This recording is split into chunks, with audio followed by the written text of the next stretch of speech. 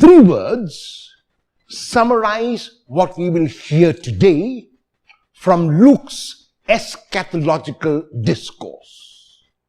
And those words are, first, impermanence, second is signs, and third is fearlessness. The disciples are taken up with the grandeur of the temple. The disciples are amazed with the stonework, with the artistry, with the architecture.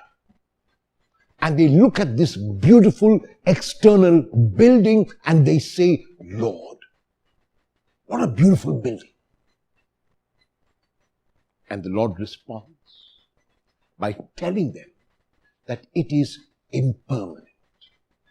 Surely it is beautiful.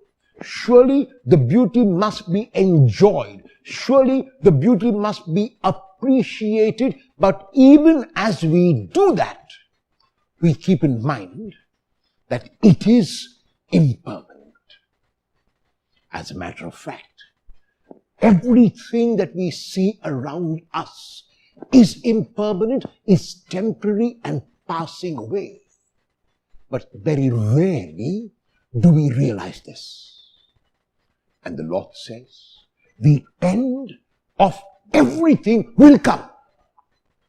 And so the disciples are anxious, which brings us to the second point. They want to know what are the signs that this will happen. And the signs are given every moment. The signs are given in my mortal body.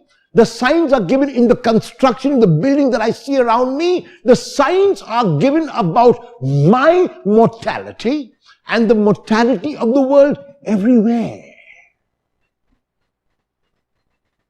If I cannot see it, it is not because there are no signs. If I cannot see it, it's because I have closed my mind and heart. It is because I do not want to see. It is because I believe in my own immortality here on earth and the immortality of all I possess. And in his response to what the signs are, the Lord says, the signs are constantly being given. My body has changed since my youth. My body will change if I am a youth, and that is a sign of my mortality. My ancestors have all left this earth and gone to God.